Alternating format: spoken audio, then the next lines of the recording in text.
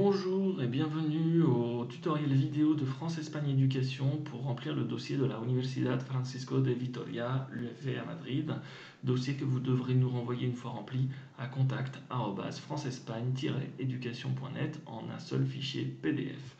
Il s'agit ici de la demande d'admission pour l'année 2020-2021. Vous devrez indiquer donc votre prénom, votre nom de famille. Il vous demande un apellido parce qu'en Espagne ils ont deux noms de famille, ce n'est généralement pas le cas en France. On vous demande le nom de votre lycée. Ensuite, quel est le cursus demandé? Vous avez deux options, une seule peut suffire, hein. Et ici, si vous souhaitez faire un diplôme non officiel de l'université.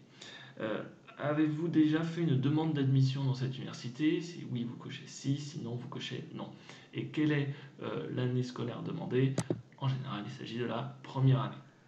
Nous vous demandons ensuite les informations personnelles, donc votre âge, la date de naissance, la ville, la région, le pays, la nationalité, l'état civil, donc est-ce que vous êtes célibataire, marié, veuf, et évidemment le sexe, le V pour les garçons, varón, le M pour les filles, mujer. D'accord? Donc V pour les garçons, M pour les filles. Le numéro de DNI, c'est la pièce d'identité. Si vous avez un passeport, mieux vaut utiliser votre numéro de passeport, vous l'indiquerez ici. Votre numéro de portable, n'oubliez pas de mettre l'indicatif correspondant, donc pour la France métropolitaine 0033, si vous êtes dans les dom-tom, mettez celui qui correspond. Votre email, attention très important de ne pas vous tromper d'adresse email, c'est ce mail qui sera utilisé tout au long du processus. Vous indiquez ensuite votre adresse complète avec la ville, le code postal, la région et le téléphone.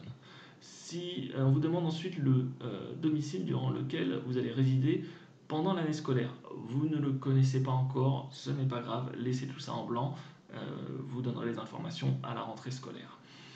Le nom de famille et le prénom du père. Donc on vous demande s'il est vivant, oui ou non, son numéro de portable, son email et sa profession.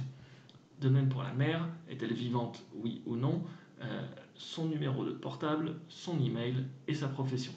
Et ensuite on vous demande qui contacter, si la mère, le père ou un tuteur, donc vous cochez la case correspondante, et si le domicile de la personne est différente du domicile indiqué précédemment, vous remplissez encore une fois avec l'adresse, la ville, le code postal, la région et le téléphone. Combien de frères et sœurs avez-vous? Donc vous indiquez leur sexe, varón pour les garçons, mujer pour les filles, leur âge et s'ils étudient ou s'ils travaillent. Voilà. Est-ce que vous avez des frères et sœurs qui étudient à la Universidad Francisco de Vitoria? Si oui, oui, sinon, ben non. La partie scolaire, donc quelle est votre voie d'accès à l'université? Très important de ne pas vous tromper, vous accédez à l'université par la credencial, l'équivalence de votre bac.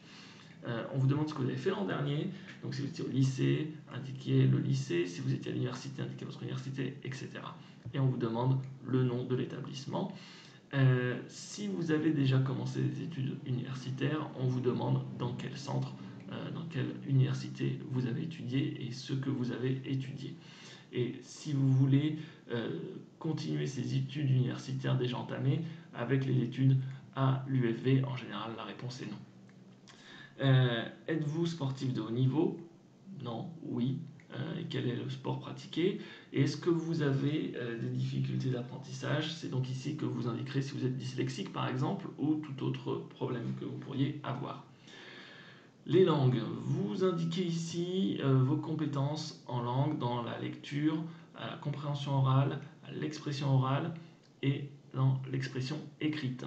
Donc on vous demande de vous évaluer en anglais, en français, en allemand, en italien et rajouter l'espagnol, ça ne coûte rien, sachant que le A c'est très bien, B c'est bien, C c'est moyen, D c'est peu et E c'est rien du tout.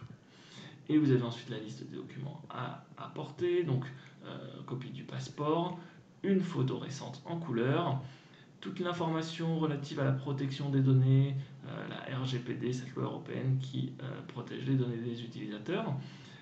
Vous déclarez que tout ce que vous avez indiqué est vrai et vous datez et n'oubliez surtout pas de signer, très important, ce document. Une fois que vous avez tout rempli, vous nous renvoyez le document en PDF en un seul document à contact@francespagne-education.net. Merci, à bientôt.